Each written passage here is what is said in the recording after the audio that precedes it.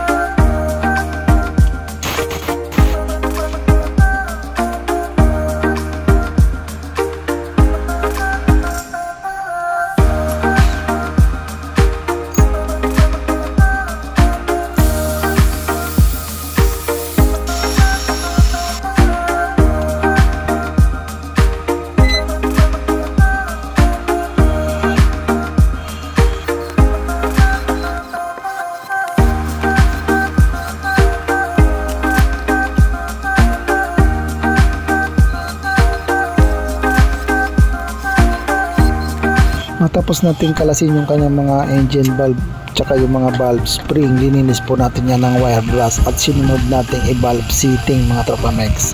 Matapos natin i-valve seating, binalve replace naman natin yung kanyang mga engine valve mga tropa.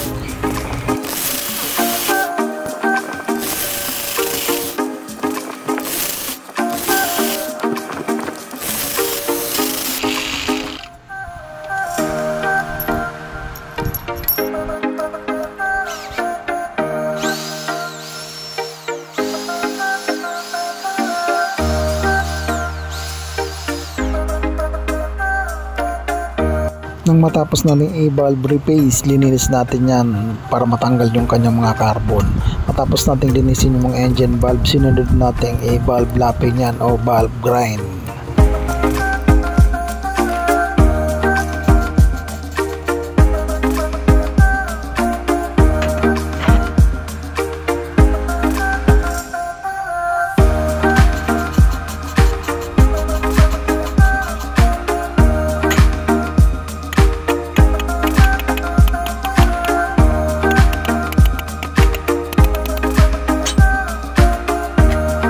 Matapos natin i-valve lapping, tinanda na natin ng puncture para hindi na po yan magkapalit-palit yung kanyang mga engine valve. Kung saan natin binalve lapping yan, doon natin ibabalik yan.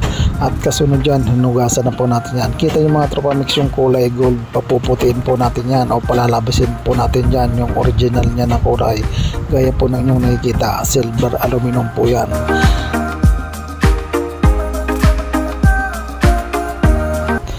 Ito lamang po yung sekreto dyan mga Tropa Max. Engine degreaser, Cokimax lang po ang sakalam po dyan.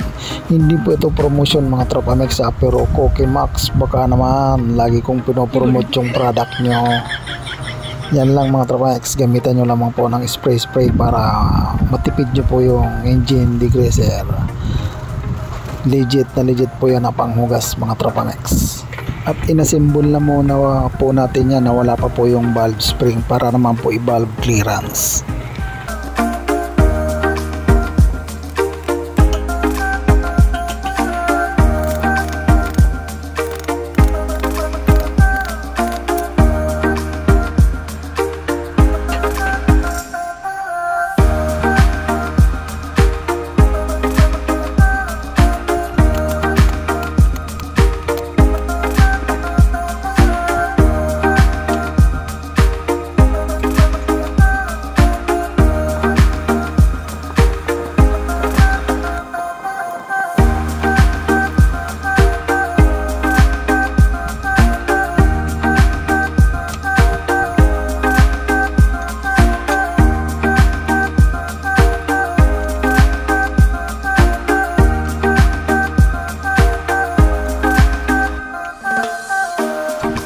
At dahil piniting natin yung kanyang camshaft, inaasahan na natin na tutukod po yan dahil binalve replace pa nga po natin yan.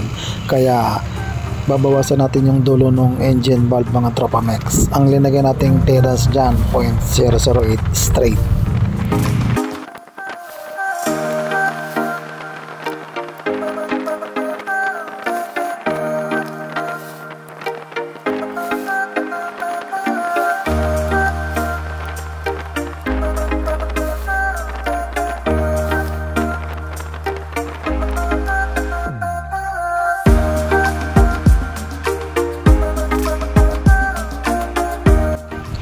Matapos nating i-valve clearance, kinalas natin ulit yan mga Tropa Mix para ikabit naman po yung kanyang mga valve spring tsaka valve lock.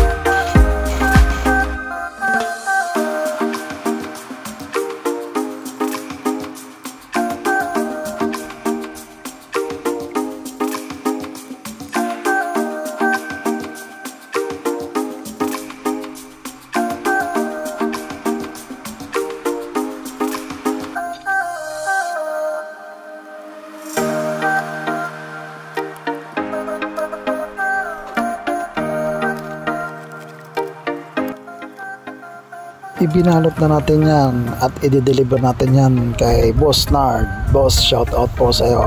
Ngayon lang na-edit yung video mo, pasensya na. At yun, palike and pala naman po dyan at pa-share na rin kung yung pong naibigan ng maikling video nito. Marami pong salamat. God bless mga Tropa Mix.